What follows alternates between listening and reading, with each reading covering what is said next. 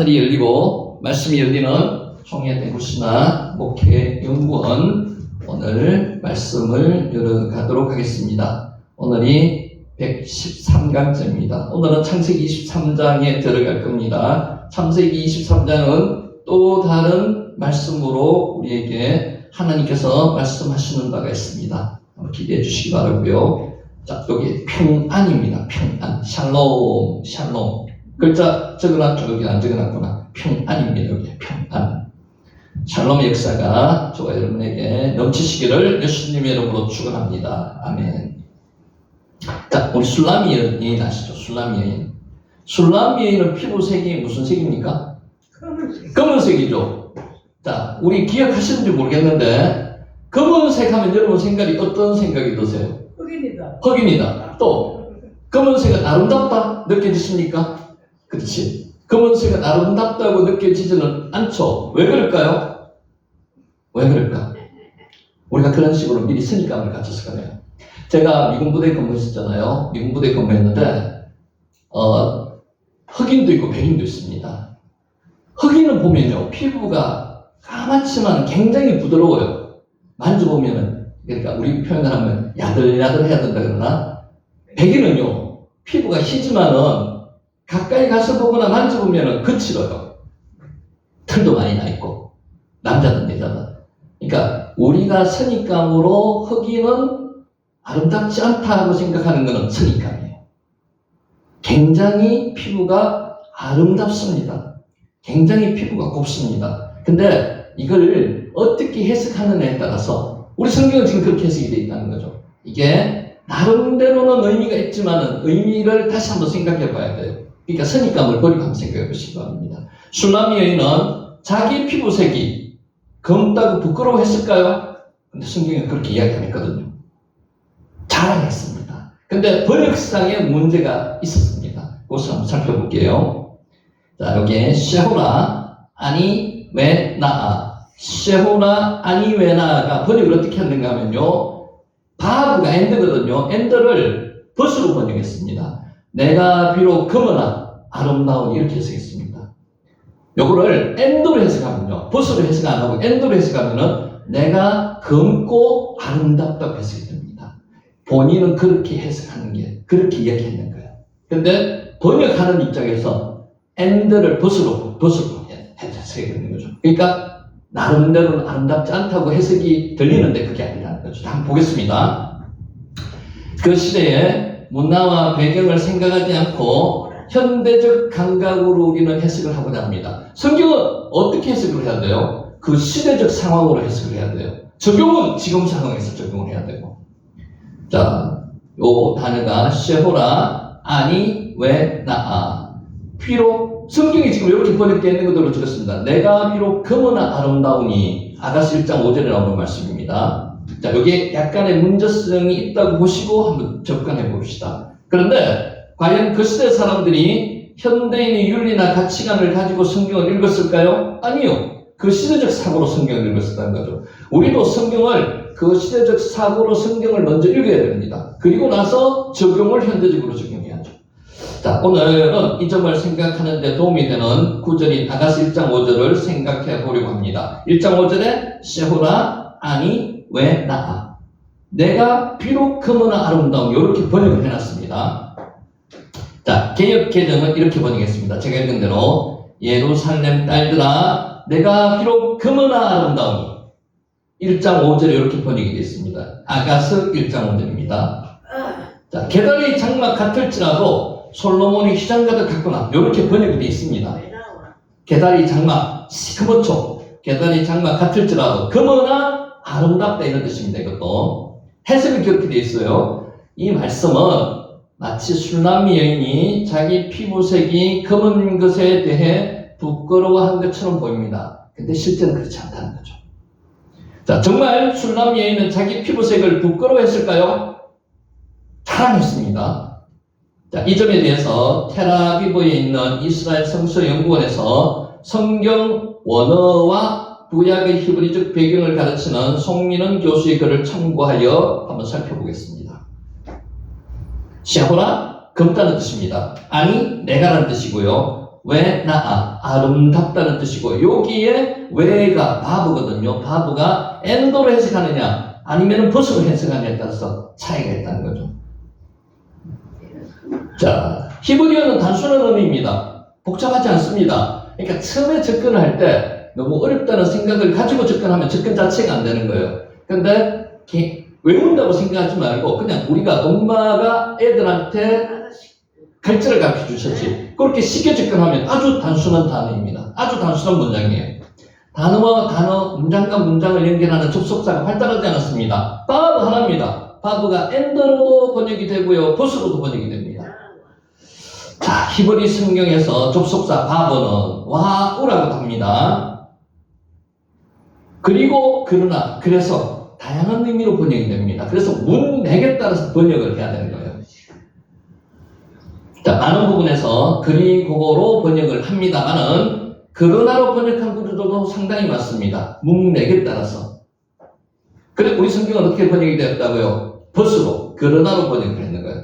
그러므로 성경 번역자들이 어떤 관점에서 텍스트를 보느냐에 따라서 누가 번역을 하느냐에 따라서 성경은 맨 처음에 누가 번역을 했습니까? 백인들이 번역을 했습니다. 유럽 쪽으로 가서 번역이 됐거나 독일어로 먼저 번역이 됐습니다. 그러다 보니까 백인들이 생각할 때 흑인들은 아름답습니까? 방금 우리가 선입감을 가졌듯이 아름답지 않다고 생각합니다. 그래서 그러나로 번역을 했다는 거죠. 그리고로도 번역하고 그러나라도 번역할 수 있습니다. 히브리어를 번역할 때 상황, 곧 전후 문맥에 따라서 해석하는 경우가 많습니다. 자, 히브리어를 상황적인 언어라고 말합니다. 자, 쉽게 우리가 제일 잘 아는 단어 중에서 바라크가 복이죠. 복을 저주로 해석하기도 합니다. 문맥에 따라서 번역을 해야 된다는 거죠. 문제가 되는 아가스 1장 5절이 내가 비록 그무나 아름다운 이의 히브리 원문은 셰호라 아니 베나바라고도 하고 외나아라고도 합니다. 요게 지금 우리가 읽는 거죠. 셰호라 아니 외나와라고도 읽기도 하고요. 셰호라 아니 베나바라고 읽기도 합니다. 자, 여기 뜻이 이렇습니다. 나는 검다, 셰호라가 검다는 뜻이고요. 접속사 바브가 들어갔고요. 아름답다, 왜 나아 아름답다, 그리고 아름답다 이런 뜻입니다. 자, 개역 개정 성경은 접속사 바브를 벗으로 해석했습니다. 그러나로 해석을 했습니다. 자, 그 점을 강조하기 위해서 부사인 피록을 첨가했는데 부사는 없습니다. 이 복잡한 것 좀 복잡하지 않아요. 모르는 걸 패스해도 됩니다. 원뜻만 하시면 돼요. 자, 공동번역 성경, 쉬운 성경, 현대인의 성경도 같은 식으로 한글 성경은 번역이 되어 있습니다. 그러나로 번역이 되어 있습니다. 왜? 제가 권사님한테 여쭤봤듯이 검은 색깔은 아름답다는 사고로 우리는 선입감을 가지고 있잖아요. 아름답지 않다고 생각하거든. 이러한 번역은 그 다음 구절에도 나타납니다. 계달의 장막 같을지라도 솔로몬의 휘장가로 같거나 이것도 붓으로 번역했는 겁니다. 계달의 장막은 검고 못난 용민의 텐트를 가리킵니다. 검수입니다. 솔로몬의 휘장은 아름다운 성전 장식을 상징하는 것으로 두 단어를 대립해서 해석을 했습니다. 그러나 개역 개정의 같을지라도는 번역자가 첨가한 것입니다. 이런 부사는 없습니다. 자, 히브리 원문은 게달의 장막처럼 솔로몬의 휘장처럼 이렇게 되어 있습니다.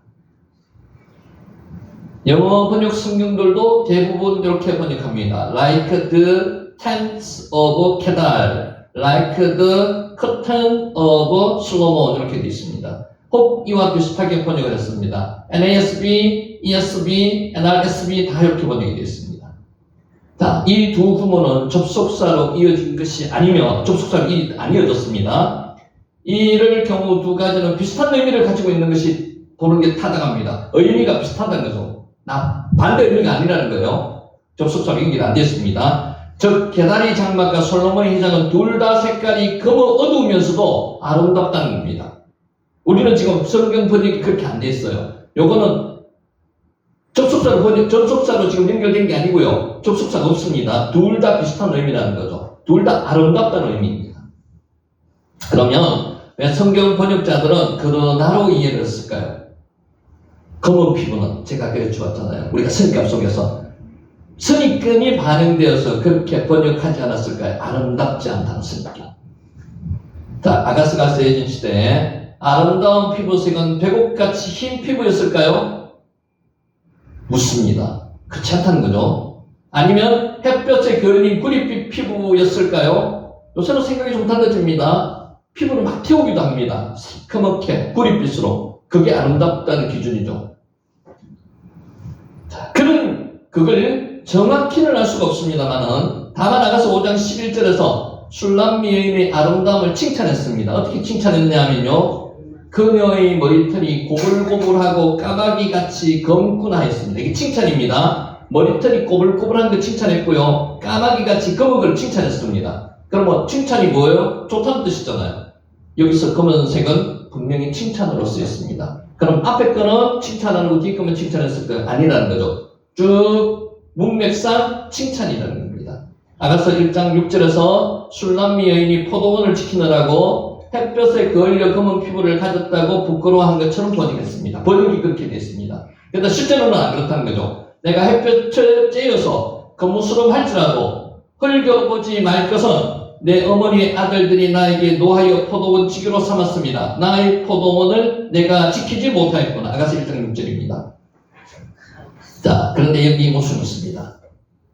그녀는 포도원을 지키지 못하였다고 했습니다. 이게 무슨 뜻일까요? 앞에서 포도원을 지키려고 피부가 검어졌다는 말과 모순이 됩니다. 자, 내 남자 형제들이 내게 화가 나 그들이 나를 포도원 지기로 삼아서 그로 인해서 햇볕에 걸려 내 피부가 검어졌다고 생각하지 말아 달라는 겁니다. 나는 포도원을 지키지 않았다는 겁니다. 내가 포도원을 지킨다고 검어졌는 게 아니라는 거예요. 아가서 1장 6절. 자, 셰호라 아니 왜 나.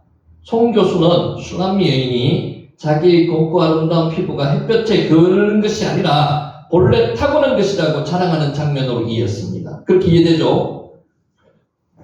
사실 검은 피부가 아름답지 않다고 생각한 것은 흑인보다는 백인이 했을 가능성이 높습니다. 제가 초반에 말씀드렸죠. 누가 성경을 번역했습니까? 흑인들이 아니고 백인들이 번역을 했습니다. 그렇다고 보니까 선입감으로 흑인 시커먼 것, 검은 것은 아름답지 않다고 생각했다는 선입감 때문에 그렇습니다.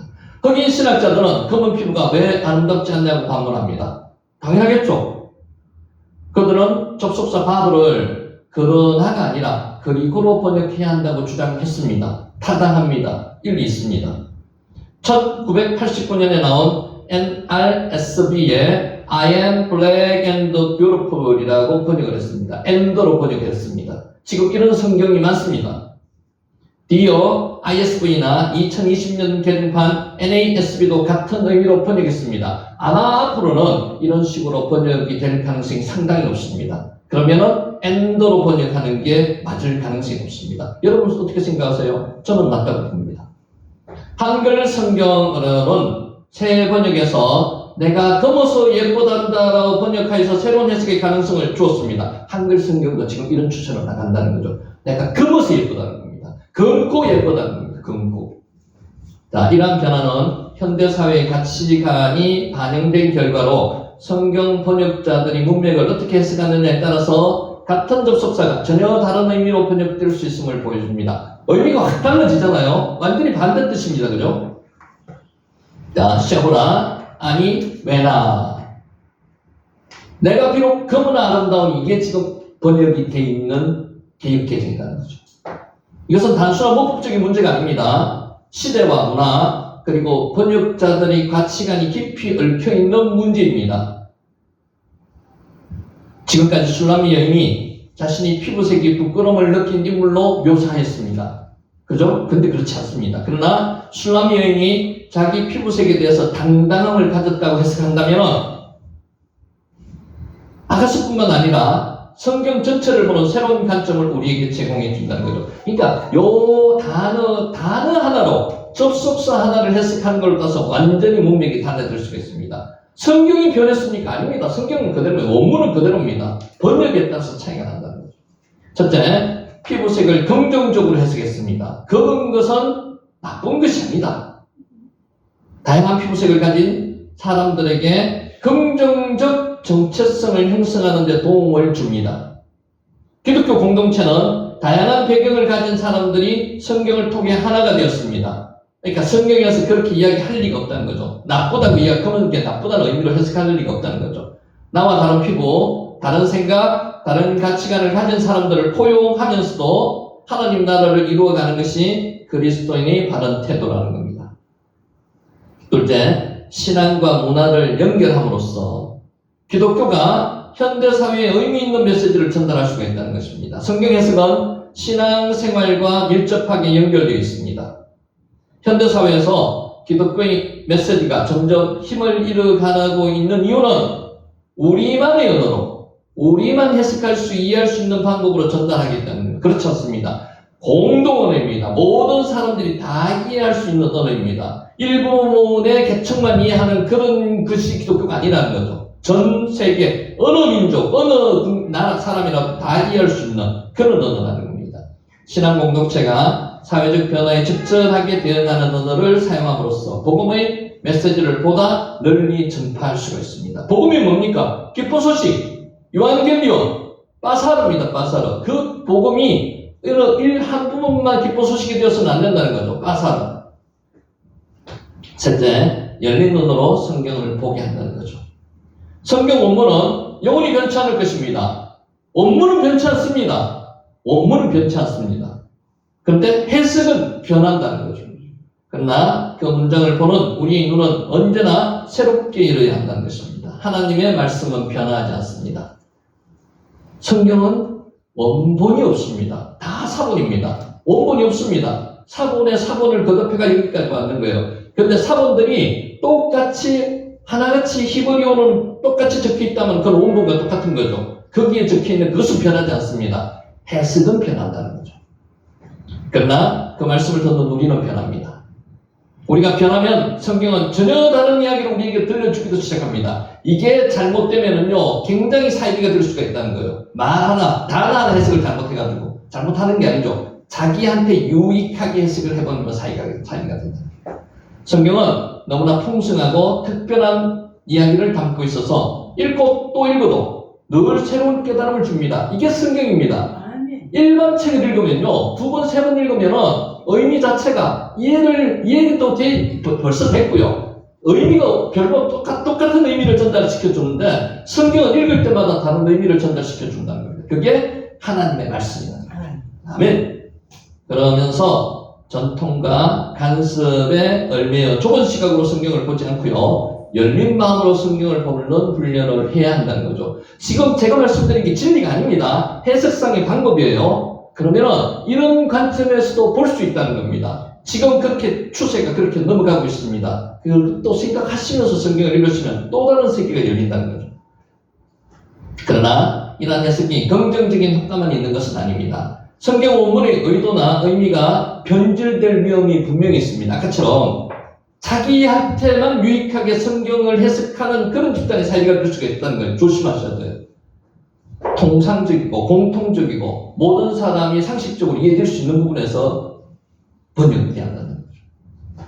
현대의 가치관을 지나치게 강조하면 성경에 쓰여진 당시의 문화적, 역사적 맥락이 간과될 수가 있다는 겁니다. 정말 중요한 것은 현대의 가치관보다도 성경에 쓰였을 당시의 상황입니다. 그게 제일 정확하겠죠. 그러니까 당시 상황을 모르면 성경 해석이 어렵습니다. PC주의는 정치적 편향성과 공격성을 가지고 나타낼 때가 많아서 성경 번역에 압력을 가하여 객관적인 번역을 어렵게 만들 수가 있습니다. 자기들 나름대로 번역을 하는 경우가 많습니다. 그래서는 안 된다는 거죠. 결과적으로 저는 술람미 여인이 자기 피부색을 부끄러워하기보다는요, 문맥상 그렇다는 거죠. 오히려 긍정적 정체성을 가진 여인으로서 검은 피부를 자랑스럽게 생각했다고 보고 싶습니다. 저도 그렇게 생각합니다. 술람미 여인의 정당당한 태도는 현대 그리스도인들에게는 자신이 있는 그대로 받아들이고, 이 태도는 모든 사람이 하나님의 형상대로 창조되었음을 상기시키며 외적인 기준이나 사회적 편견에 흔들리지 않아야 된다는 거예요. 그렇지 않습니까? 내가 남들과 비교해서 못생겼다고 생각할 필요가 없다는 거죠. 하나님은 다 나름대로 의미 있게 다 만들어 놓으셨다는 거죠. 그게 하나님의 방법이 있는 거예요. 하나님 앞에서 꼴등이 없습니다. 잘생긴 순서대로 하나님이 줄 세우지 않았습니다. 전부 다 의미 있게 아름답게 만들어 놓았다는 거죠. 그걸 생각하면 자기 외모에 대해서 자기가 현대 가지고 있는 부분에 대해서 한탄하고 비관하고 할 필요가 전혀 없다는 겁니다. 나는 나름대로 하나님께서 특별한 의미로 만든 하나의 작품이라는 거예요. 그렇게 생각하시는 거죠. 유물사관이랑 완전히 다른 겁니다. 나는 물건이 아닙니다. 나는 하나님이 만든 글작품이라는 거죠. 자신만이 아니라 타인도 존중하는 마음을 가지게 된다는 겁니다. 자, 이런 태도는 오늘날 다양한 문화적 배경을 가진 그리스도인들에게 강력한 메시지를 전달시켜 줍니다. 나는요, 이 세상에 둘도 셋도 없는 하나밖에 없는 유일한 글작품, 하나님께서 만든 글작품이라는 것을 명심하시고요. 나는 그만큼 존귀한 존재라는 겁니다. 그럴만큼 하나님의 자녀로서 오늘 그 하나님이 주신 그 특성, 성품을 발휘하는 저와 여러분이 되시기를 주님의 이름으로 축원하면서 오늘 강의를 시작합니다. 요 그림 보시죠. 요 그림 보면은 잘 이해할 수 있어요. 쉐라고 있습니다. 어린 양 쉐입니다. 지난 주 시간 했습니다. 에스겔 선지자는 내 양떼가 온 저 지면에 흩어졌으며 요 쉐입니다. 여기죠. 양떼, 양이 쉐. 찾고 찾는 자가 없도다. 쉐입니다. 에스겔 34장 6절 말씀입니다. 너는 마음을 다하고 뜻을 다하고 힘을 다하여. 요게 글자는 복잡하지만 한번 읽어볼게요. 이해 안 하셔도 됩니다. 베코, 레보보카, 레베코, 니프쉐카, 우베칼, 메오데카. 요게 너는 마음을 다하고 성품을 다하고 힘을 다하여. 여기서 성품을 다한다는 게 이 성품이요, 성품으로도 해석되는데 목숨을 다하고도 생명을 다한다는 뜻으로도 해석할 수가 있습니다. 어떻게 해야 된다고요? 하나님을 마음을 다하고 성품을 다하고 목숨을 다하고 힘을 다하여 사랑하듯이 자기가 맡은 일에 대해서, 하나님께서 허락하신 맡은 일에 대해서 이렇게 하는 자가 하나님의 자녀라는 겁니다. 내 하나님 여호와를 사랑하라. 내 하나님 여호와를 사랑하라가 왜 아하오타 에츠 예호와 엘로헤카 이렇게 읽습니다. 내 하나님 여호와를 사랑하라. 어떻게 하나님 사랑하라고요? 마음을 다하고 뜻을 다하고 힘을 다하고 그렇게 내 하나님 여호와를 사랑하는 겁니다. 신명기 6장 5절 말씀입니다. 자, 여기 지난번에 했는 글자 중에서 세바크라는 단어입니다. 숲풀, 덩풀. 숲풀에 뭐가 걸려 있었죠? 양이, 뿔이 걸려 있었습니다. 이게 뭐라고 했습니까? 여호와 이레, 여호와 이레라고 했습니다. 여호와께서 그가 준비하시니라. 그게 여호와 이레입니다. 하나님께서는 우리를 고난의 풀무에 넣으실 때도 여호와 이레의 은혜를 준비하시는 겁니다. 우리에게 지금 준비되어 있습니다. 우리가 우리가 발견하지 못할 뿐이죠. 그래서 우리는 뭐가 있어야 된다는 거죠? 영적 민감성이 있어야 돼요. 여호와를 경외해야지만 이 영적 민감성을 가질 수 있습니다. 하나님 앞에 내 거를 내려놓아야지 영적 민감성이 발휘될 수 있는 거죠. 여호와 이레가 우리 주변에 널려 있습니다. 이 열려 있는 거를 우리가 누려야 되는데 누리지 못하는 사람은 뭐예요? 영적 민감성이 없어서 하나님께서 주신 축복을 누리지 못하게 되는 거죠. 셰바크, 아주 중요한 단어입니다. 셰바크, 숲풀, 덩풀입니다. 그래서 이게 이 은혜가 우리한테 정말 흘러 넘쳐야 되거든요. 히브리어가 장점이 뭔가 아십니까? 단어가 우리한테 주는 영감이 엄청나게 큽니다. 그냥 숲풀 하면 우리는 의미를 별로 못 느끼죠. 이 숲풀에 양의 뿔이 걸려 있었다는 겁니다. 그래서 하나님은 여호와 이레의 은혜를 어디다가 숨겨놓으셨는 거예요? 세바크 안에다가 숨겨놓으신 거예요. 덩풀 안에다가 숨겨놓으신 거예요. 그 덩풀이 우리 주변에 널려 있습니다. 하나님께서 우리가 지금 시련 속에서 고난 속에서 견디게 하시지 않습니까? 견디게 하시는 이유가 있습니다. 세바크가 주변에 숨겨 있기 때문에 그렇습니다. 그게 여호와 이레라는 거죠. 세바크. 자, 19절 읽습니다. 22장 19절입니다. 이에 아브라함이 그의 종들에게로 돌아가서 함께 떠나 보엘세바에 이르러 거기 거주하였더라. 이게 이제 한글 성경의 번역에 나름대로 100% 다를 번역 잘 못해요. 근데 이제 원어를 어느 정도 알면은 무슨 뜻으로 이렇게 이야기했구나. 여기는 지금 단어가 동사가 3개밖에 안 나와요. 실제 동사는 4개가 나옵니다. 그래서 와야샤브, 와야쿠무, 와야네쿠, 와예쉐루 이렇게 나오는데 여기 단어를 한번 살펴볼게요. 슈브가 돌아가는 것입니다. 돌아가서 일어났다는 겁니다. 쿰은 알죠? 이제 달리다 쿰 할 때 쿰입니다. 일어나다는 뜻도 있고요. 떠나다는 뜻도 있습니다. 그리고 나서 할라크, 이것도 쉽습니다. 가다는 뜻입니다. 가다, 할라크, 동행하다는 뜻도 할라크예요. 그리고 다시 나오는 게 야샤브, 앉다는 뜻입니다. 그래서 이 4개의 단어가 같이 기록되어 있는데 요게 아까 우리가 알아본 바보로 연결되어 있습니다. 바보가 뭐라고요? and. 그리고 나서 바로. 그리고 나서 바로. 이런 뜻입니다. 그래서 한글로 번역하기보다는 상당히 생동감이 넘치는 거죠. 동사가, 매개 동사가 연결되어 있다. 자, 20절. 이 일 후에 어떤 사람이 아브라함에게 알려 그 이르기를 밀가가 당신의 형제 나홀에게 자녀를 낳았다 하더라. 이것도 해석하는데 이렇게 말씀을 드렸습니다. 주어와 동사를 변경시켜가지고 번역하는 건 좋은 번역이 아니에요. 주어는 주어대로, 동사는 동사대로 그대로 유지하면서 번역이 된다는 거죠. 어떤 사람이 아브라함에게 알려주는 게 아니고요. 원문상에는 그것이 아브라함에게 들려져 아브라함에게 들려졌다는 겁니다. 그렇게 주어 동사가 바뀌지 않고 번역을 한다는 겁니다. 그래서 킹제임스 버전은 It was told Abraham saying이라고 그대로 번역했습니다. 그래서 킹제임스가 잘 번역된 좋은 책이라고 이야기하는 이유가 다는 정확하지 않지만 100%는 아닙니다. 그래도 그 중에서 번역본 중에서 괜찮다고 이야기하는 이유가 원문을 가능한 한 그대로 번역하려고 많이 노력했다. 그게 좋은 번역본이다. 이렇게 이야기할 수가 있습니다. 그래서 우리 번역본도 계속 바뀔 겁니다. 자, 나가드. 지난번에 물어보셨죠? 선언하다. 나가드. 선언하다는 거예요. 말하다, 선언하다, 공포하다. 나가드입니다. 나가드. 자, 20절 다시. 당신의 형제 나홀에게 자녀를 낳았다 했더라. 여기서 지금 나홀이 나올 타이밍이 아닌데 나홀이 왜 나왔다고 말씀하셨는데 여호와 이레입니다. 하나님께서 미리 준비를 하셨다는 거죠. 이삭의 며느리를 준비하시기 위해서 나홀의 이야기를 지금 끌고 오는 겁니다. 성경은 여호와 이레의 은혜가 넘치는 책입니다. 하나님께서는 앞에 나오는 부분에서 성경은 누구에 대한 이야기예요? 예수 그리스도에 대한 이야기예요. 하나님에 대한 이야기입니다. 그렇기 때문에 쭉 연결되어 있는 거예요. 성경에는 1.1획도 잘못된 게 없다고 오류가 없습니다. 1.1획도 허튼 게 기록되어 있지 않습니다. 왜 나홀이 여기 나와요? 여호와 이레. 이거를 말하기 위해서 나온다는 거죠. 이삭의 아내 리브가를 미리 준비하시는 그것을 지금 기록하고 있는 겁니다. 여호와 이레 창세기 1장 1절부터 요한계시까지 전부 다 여호와 이레가 넘쳐나는 겁니다. 우리가 누리지 못하는 이유가 뭐예요? 우리가 여호와 이레의 은혜를 발견하지 못해서 못 누리는 겁니다. 아멘. 자, 그 사람의 결혼이 셈족이라는 셈족에 지금 아내를 취하고 있는 겁니다. 멀리 한 860km 떨어져 있는 그까지 사람을 하늘까지 사람을 보내는 거예요. 며느리를 구하기 위해서. 이게 하나님께서 여호와 이레의 은혜를 준비해 놓으셨기 때문에 하는 일이라는 거죠. 22절 게셋과 하소와 빌다스와 이도납과 버두엘. 여기서 버두엘이 나오는 이유가 버두엘이 무슨 뜻이라고요? 하나님의 사람, 하나님께 속한 자 이런 뜻이잖아요. 리브가의 아버지입니다. 이게 여호와 이레를 지금 다 설명하고 있는 거죠.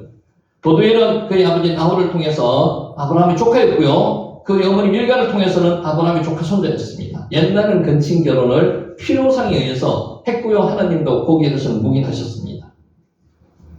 자, 23절. 이 8사람은 아브라함의 형제 나홀의 아내 밀가의 소생이며 도도엘은 누구를 낳고요? 리브가를 낳고요. 지금 리브가 이야기를 하려고 결과적으로는 이삭의 아내 이야기를 하려고 리브가 이야기를 하려고 이 귀중한 장소에다가 할애를 해놓았다는 거죠.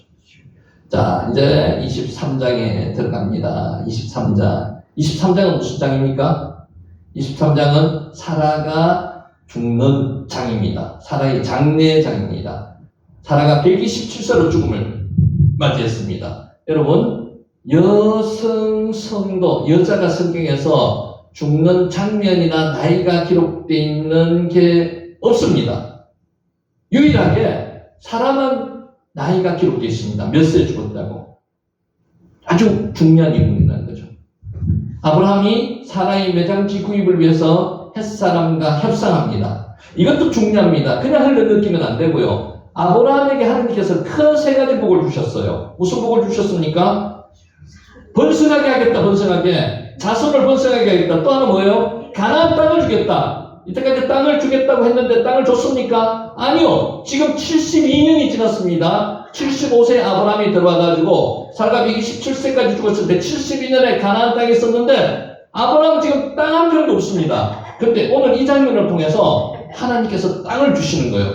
이게 의미가 상당히 23장이 깊습니다. 땅과 연결되는 겁니다. 땅.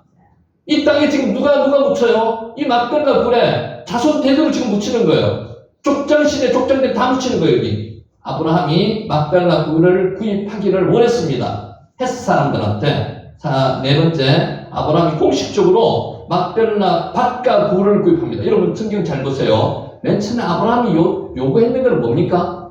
굴만 요구했습니다. 근데 이 사람이 밭까지 같이 팔았습니다. 아브라함이 사라를 막벨라 굴에 안장했고요. 헷 족속이 막벨라 굴을 아브라함의 소유의 매장지로 공식적으로 인정했습니다. 이게 72년 만에 가나안 땅에 들어가서 72년 만에 하나님의 언약이 첫 번째로 실행되는 겁니다. 이게 의미가 있는 겁니다. 오늘 그 장면을 리얼하게 한번 보도록 하겠습니다. 시버리어 원어로 1절 사라가 127세를 살았으니 사라는 몇 살 때 가나안 땅에 들어왔습니까? 아브라함이 75세 때 들어왔으면 사라는 65세 때 들어왔는 거죠. 이때 127세까지가 72년 걸렸습니다. 여러분, 사라를 보면요, 우리 스스로를 보는 듯한 느낌이 들지 않습니까? 참 험난한 세월을 살았습니다. 65년까지 살았는데 하나님께서 아브라함을 통해서 고향과 친척과 아버지를 떠나라고 할 때, 물론 성경에 아무 이야기가 없지만 아마 군말 없이 떠났을 겁니다. 사라는 누구였습니까? 성녀였습니다. 아들을 못 낳는 여인, 우리나라하고 비슷한 유대인 관습이 조금씩 있잖아요. 아들을 못 낳으면 칠거지약거렸죠. 죄인입니다, 죄인. 이 사라는 이제 하나님께서 뭔가 새로운 장을 열어주실 것이라는 기대로 아브라함을 따라 나왔습니다. 그 사라의 심정을 오늘 죽기까지 얼마나 고생을 많이 했을까요? 한번 느껴보시기 바랍니다. 사라가 127세를 살았으니 이것이 곧 사라가 누린 횟수라. 아이, 후유, 쉐네, 아예, 샤라. 본장에 대한 히브리어 원문은 제일 첫째가 뭐에 나오는가 하면 우리나라는 사라가 이런 문장으로 시작하지만 와이, 후유로 기록되어 있습니다. 직역하면은 그리고 뭐뭐이다 이런 뜻입니다. 이것은 장면을 전환할 때 이런 이야기가 많이 납니다. 이러한 표현은 지금부터 기술하려고 하는 내용이 이제 앞의 내용과 다른 장면이 나올 거라는 거죠. 앞의 내용이 어떤 거였습니까? 앞의 내용이 아브라함이 이삭을 바치는 장면이 나왔고요. 리브가에 대한 이야기가 나왔다가 이제 사라에 대한 이야기가 나오는 거예요. 그래서 장면이 전환된다는 거죠. 성경을 만들 때 장과절이 없었습니다. 후대의 장과절을 나눴습니다. 그래서 그때는 쭉 이어 있는데 쭉 이어 있는 것 중에서 뭔가 장면을 전환시키는 글자가 있어야, 문단이 있어야 될 거 아니에요. 그거로 아이후유라는 단어를 썼다는 거죠. 히브리어의 관념적 표현입니다. 자, 본문에서는 이 표현은 앞장의 사건이 일단락되면서 제물로 바치는 그 장면이 끝나고 리브가에 대한 어느 정도 여호와의 일의 이야기도 끝나고 이제 본장에서 새로운 차원의 이야기가 하나님께서 하시게 된다는 내용이 전개된다는 그것을 암시해 주기 위해서 뭐가 사용됐어요? 아이 후유 그리고 뭐뭇이다 이런 뜻입니다. 아브라함의 형제 나홀의 가문 계보에 대한 설명이 끝난 전장에 이어서 20절부터 24절까지 나왔습니다. 본장은 열국의 어미로 불리던 사라의 죽음을 기록하고 있습니다. 사라가 성경상에는 여자 중에서는 굉장히 중요한 인물입니다. 그래서 아까 말씀드렸죠. 몇 세에 죽었다는 이야기도 나온다는 거죠. 127세에 죽었습니다. 가나안 땅에 들어와서 72년째입니다. 72년째. 오래 가나안 땅에 있었죠. 사라의 죽음으로 인해서 이루어진 헷 족속에게서의 아브라함이 사라 장지 구입의 가나안 이야기를 기록하고 있습니다. 이 장지 구입이 그냥 단순하게 사라의 장지를 구입했다 이 뜻이 아니라 그랬죠. 하나님께서 처음으로 가나안 땅에 땅을 공식적으로 주신 장이 오늘 23장이라는 겁니다. 믿음의 조상으로 존경받는 아브라함이 약속의 땅 가나안에 정착해 가는 과정을 여기서 서술하고 있는 겁니다. 성경은요, 한 절 한 절, 한 장 한 장이 다 중요한 장입니다. 빼놓기 하나도 없습니다. 맞습니다. 의미를 어떻게 받아들이느냐에 따라서 은혜가 되고 안 되고 하는 거죠. 그래서 우리는 한 절 한 절을 지금 살펴보고 있는 이유가 그만큼 중요하기 때문에 구분해가지고 살펴보고 있는 겁니다. 자, 본절에서는 사라의 죽을 때의 나이가 성경의 여성으로는 유일하게 기록되어 있다는 겁니다. 그녀가 구속 역사에 영원히 기억될 비중 있는 인물이기 때문에 여자로서는 처음으로 자, 마지막으로 죽은 나이가 기록되어 있다는 겁니다. 남편 아브라함을 쫓아서 갈대아우르에서 미지의 땅이며 약속의 땅인 가나안 땅을 찾은 사람, 지금 갈대아우르에서 960km 정도 되는 하란으로 갔고요. 하란에서 다시 가나안으로 들어왔는 겁니다. 엄청나게 긴 여행을 했는 거예요. 믿음의 조상 아브라함 못지않은 위대한 믿음의 어머니로 후세에 성도들의 가슴 속에 길이길이 기억되기에 충분한 여인이라는 거죠. 우리는 사라 하면 뭐가 기억납니까? 이차크 기억나죠. 장막 뒤에서 하나님께서 내년 이맘때 아들이 있으리라고 이야기하니까 웃어버렸어요. 그것만 기억하는데 그게 아닙니다. 그 이후로 아들을 낳고 나서 사라가 변한 장면은 나타나지 않는데 아브라함의 시작만 지금 나타나고 있지만은 사라도 그만큼 믿음의 어머니로서 굉장한 믿음의 사람이 되었다는 겁니다. 경수가 끊어진 상황에서 자식을 낳았습니다. 어떤 면에서 보면요, 아브라함보다는 더 실감나게 하나님을 체험했는 여인이 아니겠습니까? 여자는 아들을 못 낳아요. 자기가 압니다. 그런데 그때 90세 때 아들을 낳았어요. 그러면은 이거는 내가 한 게 아니다. 분명히 하나님께서 하셨다. 이것을 체험했는 사람입니다. 그래서 믿음의 어머니가 되었다는 거예요. 믿음의 어머니, 조상이 되었다는 겁니다. 자, 이거 중요합니다. 그 사람 앞에 한번 보세요. 인생은, 사람의 인생은 많은 것이 똑같지만 마지막이 제일 중요합니다. 마지막이. 여러분, 후반전에 골을 이기고 있다가도 역전당합니다. 마지막에 잘못하면 역전당합니다. 계속 잘 믿고 있던 사람이 마지막에 구원에 대해서 믿지를 못하면 그거 어떻게 되겠습니까? 마지막이 중요합니다. 십자가에 달린 강도 중에 한 강도가 예수님으로부터 구원받았습니다. 마지막이 중요합니다. 이때까지 잘 믿은 거 그것도 중요하지만 그것보다 더 중요한 건 지금부터가 중요한 거죠. 모세가 80세 때 민족의 지도자로 하나님께 부름을 받아서 40년을 민족의 지도자로 지냈습니다. 갈렙이 85세 때 저 산지를 내게 주소서 하고 헤브론 산지를 차지했습니다. 여기 헤브론이 중요한 이유가 이제 나옵니다. 여러분, 마지막에 정말 하나님의 부름을 받아서 불꽃처럼 타고 사명을 감당한 사람들의 이야기가 성경의 이야기입니다. 우리도 중요하게 생각하셔야 돼요. 지금부터가 중요합니다. 그래서 아까 영적 민감성 말씀드렸잖아요. 놓으시면 안 돼요. 지금부터 더 하나님께 가까이 가야 된다는 거죠. 지난번에 말씀드렸잖아요.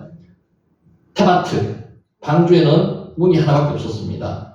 창문도 하나밖에 없었습니다. 노아가 방주에서 377일을 견뎠는데 어떻게 견뎠을까요?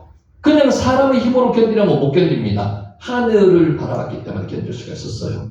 노아의 가족 8명이 하늘을 바라봤기 때문에 그 안에서 생존할 수 있었다는 거죠. 우리도 마찬가지입니다. 주변을 살피거나 세상을 바라보면요, 살아남기가 어렵습니다. 얼마나 힘이 듭니까? 그것을 바라보지 않고요, 하나님을 바라봐야 된다.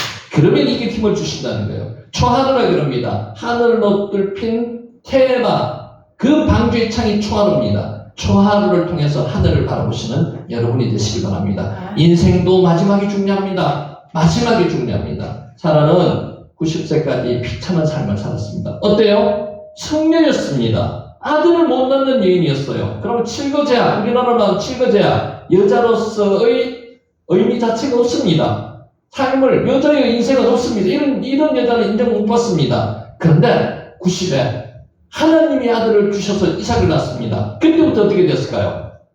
우리가 말하는 샬롬의 삶을 살았습니다. 평안의 삶을 살았다는 거죠. 죽기 37년 동안 평안한 삶을 살았습니다. 여기 글자 보입니까? 평안입니다. 편안이 아닙니다. 평안. 샬롬의 삶을 살았다는 겁니다. 우리가 이 삶을 살기를 원합니다. 이제부터가 중요합니다. 이제부터 저 하나님을 향해서, 하늘을 향해서 기도하고 말씀 보는 삶이 살기를 예수님의 이름으로 축원합니다. 아멘.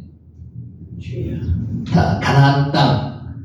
사라가 2절입니다. 가나안 땅 헤브론 곧 기럇 아르바에서 죽음에 아브라함이 들어가서 사라를 위하여 슬퍼하며 애통하다가, 근데 한글로 보면 조금 리얼하지 않습니다. 원문으로 한번 리얼하게 한번 볼게요. 가나안 땅에서 죽었다고 계속 이야기합니다. 가나안 땅. 여기서 빼가 뭐 안에서라는 뜻은요. 빼에르츠 캐나 빼에르츠 캐나안 땅에서 가나안 땅에서 죽었대요. 왜? 하나님이 약속하신 땅이기 때문에 가나안 땅 안에서 죽었다는 거죠. 약속의 땅 안에서 죽었다는 거죠. 가나안 땅을 주겠다고 하나님께서 말씀하셨잖아요. 아브라함한테 그 안에서 죽었다는 겁니다. 와타모트 빼에르츠 캐나안 약속의 땅에서 죽었다는 거죠. 빼에르츠 캐나안은 직역하면은 가나안 땅 안에서 죽었다는 겁니다. 빼인입니다. 인 안에서.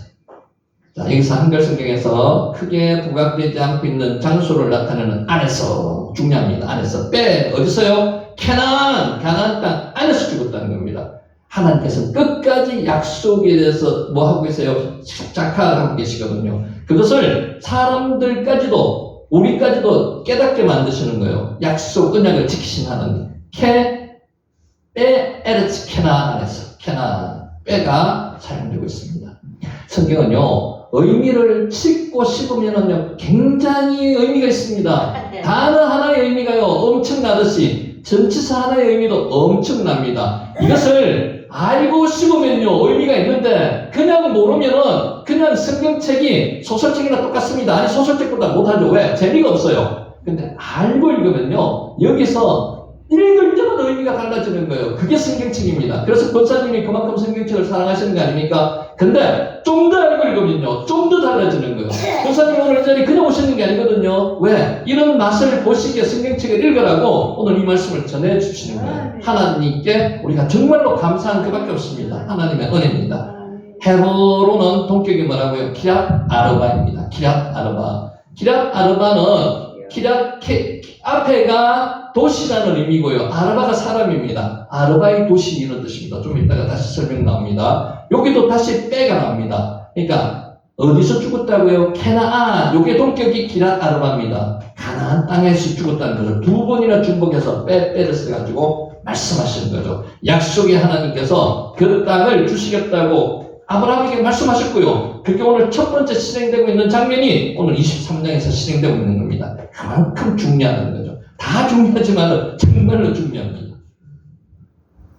자, 이는 사라가 블레셋이나 애국 땅과 같은 이방 지역이 아니라 어디였어요? 약속의 땅. 하나님께서 주시겠다는 그 약속의 땅. 가나안 안에서 죽었음을 강조적으로 빼를 두 번이나 써가지고 캐나안, 키랏 아르바 똑같은 지명을 써가지고 강조하시는 겁니다. 사실 구약 당시 여자들의 지위는 지극히 미약했습니다. 사람을 계수할 때도 포함되지 않았습니다.